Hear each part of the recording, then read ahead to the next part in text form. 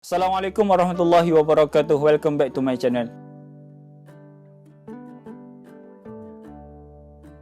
Hari ini saya nak kongsikan kepada korang semua Nabi Ibrahim alaihissalam. Tahu tak korang semua, seramai 124 orang ribu para nabi yang pernah diutuskan oleh Allah Subhanahu wa taala. Dan daripada 124 orang ribu para nabi, Allah mengkhususkan seramai 313 orang para rasul. Ada riwayat yang mengatakan 314 dan ada juga riwayat yang mengatakan 315. Tapi tak apalah, kita ambil yang 313 orang para rasul. Dan daripada 313 orang para rasul, Allah mengkhususkan seramai 25 orang para rasul dan dinyatakan di dalam Quran. Dan seramai 25 orang rasul, Allah mengkhususkan lagi 5 orang sahaja yang digelarkan sendiri oleh Allah Subhanahu wa taala sebagai gelaran ulul azmi, dan salah seorang daripada 5 ni adalah Nabi Ibrahim alaihissalam. Jadi Nabi Ibrahim alaihissalam ni berasal daripada Iraq. Kemudian Nabi Ibrahim ni berpindah ke Palestin bersama isterinya Siti Sarah. Kemudian Nabi Ibrahim dan Siti Sarah ni berkahwin dan tidak dikurniakan anak walaupun seorang. Dan sehinggakan riwayat mengatakan sehinggakan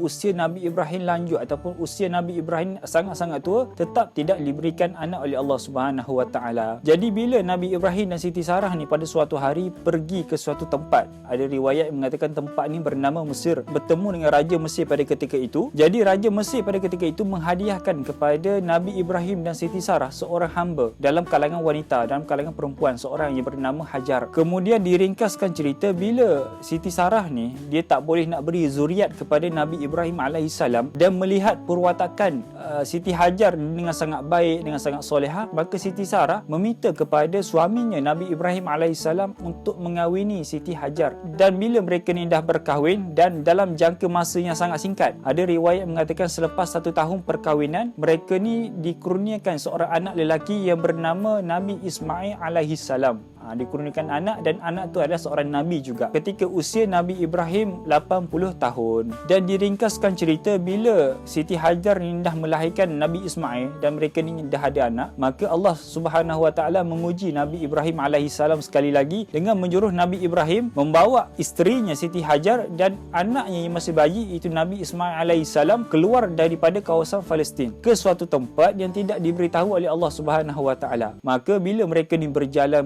dengan tak tahu nak ke arah mana, dengan tidak diberi petunjuk oleh Allah Subhanahu wa taala, kerana Allah Subhanahu wa taala hanya mengarahkan mereka untuk berjalan sahaja. Jadi bila jangka masa yang lama mereka berjalan dan sampai di suatu tempat yang keluarnya air Zam-Zam, iaitu berdekatan dengan Kaabah. Kawasan Mekah pada ketika itu sangat-sangatlah kering, tidak ada penempatan, tidak ada manusia, tidak ada rumah dan sebagainya. Lalu Allah Subhanahu wa taala memerintahkan Nabi Ibrahim untuk berhenti di tempat tersebut, iaitu keluarnya air Zam-Zam. Pada ketika itu masih lagi belum ada kisah air Zam-Zam, belum ada lagi air Zam-Zam. Itu kisah yang lain, kerana kisah itu berkait rapat dengan Nabi Ismail alaihissalam. Jadi bila berada di tempat keluar air Zam-Zam, maka Allah Subhanahu wa taala memerintahkan Nabi Ibrahim meninggalkan isteri dan anak yang masih bayi iaitu Hajar dan Ismail alaihissalam. Dan kalau kita tengok jarak di antara Palestin ke Mekah lebih kurang 1478 km.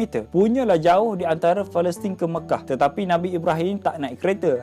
Mereka ni berjalan dan menaiki unta pada ketika itu. Dan ada satu lagi mukjizat Nabi Ibrahim alaihissalam, iaitu mukjizat yang memang kebanyakan daripada kita ni dah tahu. Cuma saya nak recap balik, nak ceritakan secara ringkas je. Dan ketika itu Raja Namrud, raja pada ketika itu menjatuhkan satu hukuman kepada Nabi Ibrahim alaihissalam, iaitu hukuman dibakar secara hidup-hidup. Dan pembakaran itu dilakukan di hadapan ke semua orang. Semua orang melihat pembakaran yang berlaku kepada Nabi Ibrahim alaihissalam. Dan Raja Namrud juga memerintahkan ke semua rakyatnya untuk membawa setiap orang kayu ataupun kayu api ke tempat pengkumpulan, kerana nak menjadikan satu api yang sangat-sangat besar pada ketika itu. Jadi bila api sudah dinyalakan dan dimasukkan Nabi Ibrahim alaihissalam ke dalam api. Dan kalau kita tengok dalam surah Al-Anbiya, bagaimana Allah memerintahkan api supaya menjadi sejuk dan selamatkan Nabi Ibrahim alaihissalam. Dan kata Ibnu Katsir, kesemua haiwan di atas muka bumi pada ketika itu bila melihat saja api yang nak membakar Nabi Ibrahim alaihissalam, mereka ni berusaha memadamkan api. Hanya satu haiwan saja